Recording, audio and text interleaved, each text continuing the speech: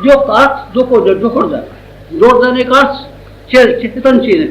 जड़ चीजों की तो मैं नहीं कहता, जड़ चीजों को तो एक और एक की हस्ती भी बनी जाती है और एक की हस्ती भी बनी जाती है, पर चेतन जब कभी भी मिलेगा तो वो दोनों एक हो जाएंगे और दोनों एक दूसरे में लय हो जाएंगे। दोनों की हस्ती कभी शामिल रह नहीं सकती, हाइड्रोजन गैस और नाइट्रोजन गैस जब कभी भी आपस में मिलेंगी पानी बन जाएंगी और दोनों की शक्ल बदल जाएगी या कुछ और ही बन जाएंगी। मनुष्य और भगवान जब कोई मिलेगा, मनुष्य रह नहीं सकता, भगवान रह नहीं सकता।